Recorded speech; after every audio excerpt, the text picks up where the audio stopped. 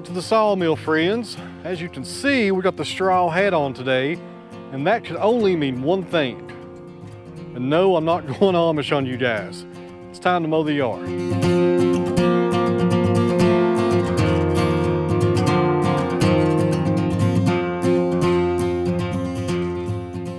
We got the yard mowed. I didn't mow the backyard yet because I didn't want to bore you guys to death with nothing but yard mowing today. We're gonna move on to something else right now, and it's something I should have done a long time ago.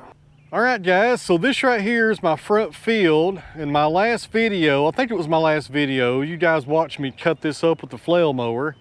We used to cut this up for hay, but my neighbor across the road, I think he retired, so he's not doing that no more.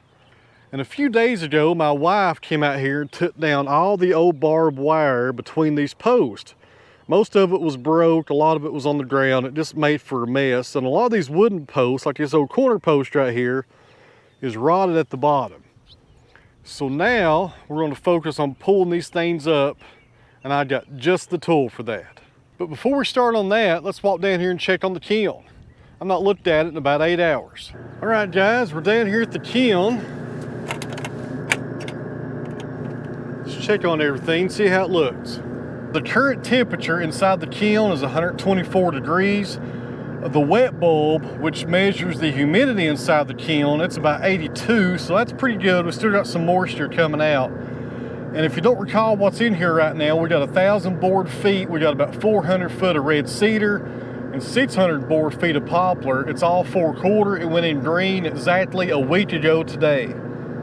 It should be ready, I would say, by Friday or Saturday. Then we'll do a sterilization cycle to kill all the bugs. It doesn't take stuff like that very long to dry, especially cedar and poplar. It dries really good. I don't know if you guys can hear that vent right there, but the reason that vent is running is because the kiln is too hot. I got it set for 120 degrees. It's a couple of degrees over that, because when the compressor runs, that also heats up your kiln. But luckily now, put a vent on this kiln, that way you can vent out some of that heat and not have to worry about tripping your compressor.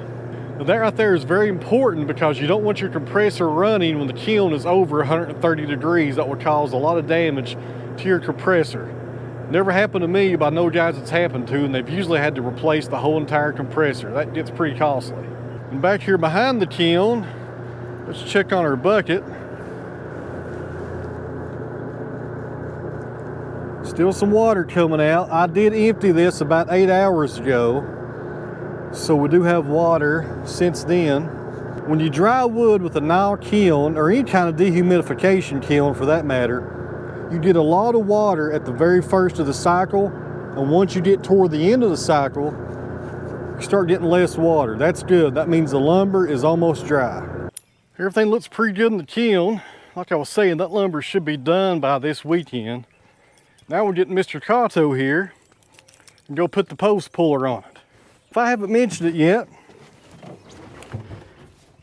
I sure do like this machine right here. Man alive, it's nice. All right, guys, let's go put the hydraulic post puller on Mr. Cotto here. I've not used this machine with this attachment yet, so we'll see how it goes. Should have no trouble pulling those posts out of the ground. The corner post may be a different story. Most of them are rotted at the bottom. They'll probably just break right off. Now I know this might surprise some of you guys, and it may shock you, but this attachment is buried in some weeds, which is a common occurrence here at my farm, especially in the summertime. I need to build me a barn just for my tractors and all these attachments. See if I can get this on here.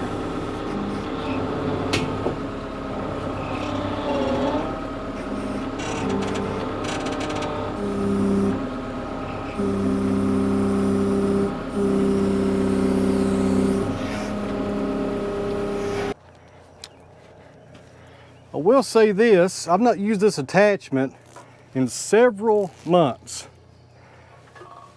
There's probably a lot of pressure on the attachment side right now. I may have to bleed these hoses off just to get them to go on here. Or they go in really easy like that. If I didn't have this camera on, I'd have to fight this for probably 20 minutes. I'll tell you what. All right, guys, let's make sure it still works.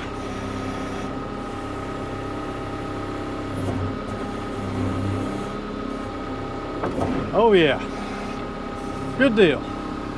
Go grab you a cup of coffee and meet me over in the front pasture. We're gonna pull some fence posts out of the ground.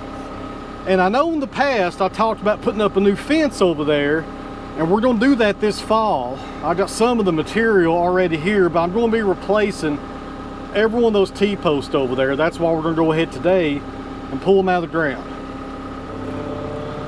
I'll see you in a minute.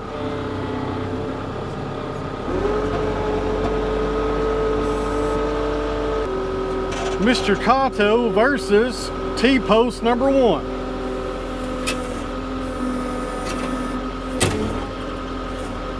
I'll tell you what, compared to the tractor, this attachment has maybe 3 or 4 times more hydraulic power behind it.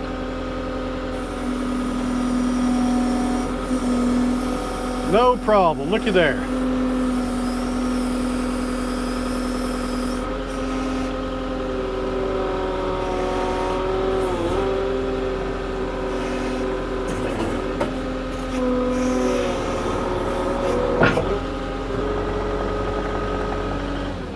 All right, guys, bear with me just a second. So in the past, when I showed this attachment, and this one's made by Titan, I bought it about 2 years ago. I think it was about $1,500. I don't know what it sells for now.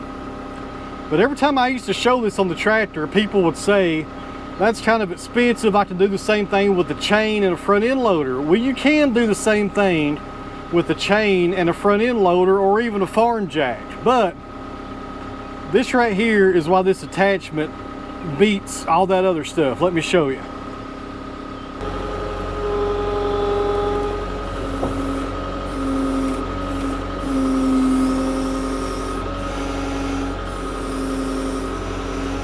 All right, so that's an 8-footer right there. So you pull it out of the ground, and the chain will do the same thing, but watch this.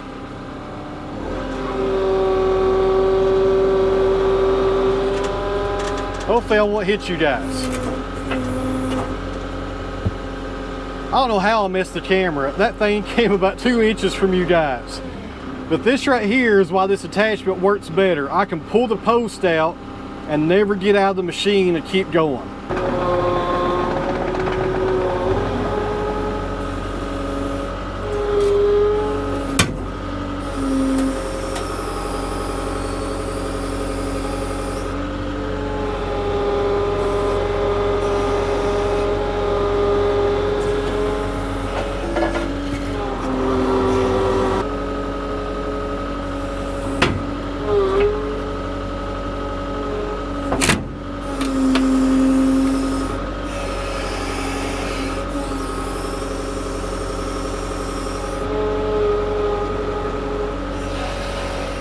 That one right there may have some concrete on the bottom of it.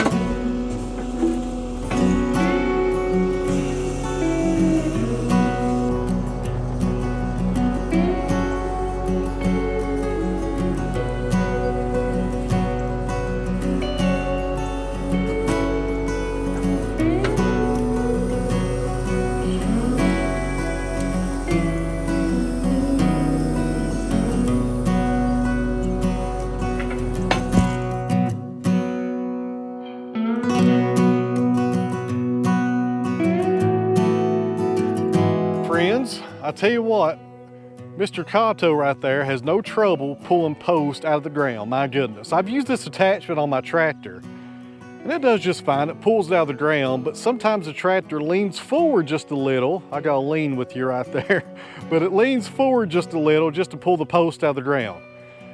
This track loader didn't budge, guys. I tell you what, the track stayed on the ground. It pulled it right up with no problem. If I haven't mentioned it yet, I really like this machine right here. I should have got one of these a long time ago. Love this machine. All right, so it's about 8 o'clock and I still need to mow the backyard, but I'm not gonna bore you with that. I've showed you guys enough mowing for the day. So we'll come back tomorrow, we'll pick up these posts, we'll pull the rest of them out of the ground, we'll do some flail mowing and clean this up a little bit. And then we'll go over here to the log yard and start getting those cherry logs cut to length and taken up to the sawmill, and we'll start cutting on those tomorrow.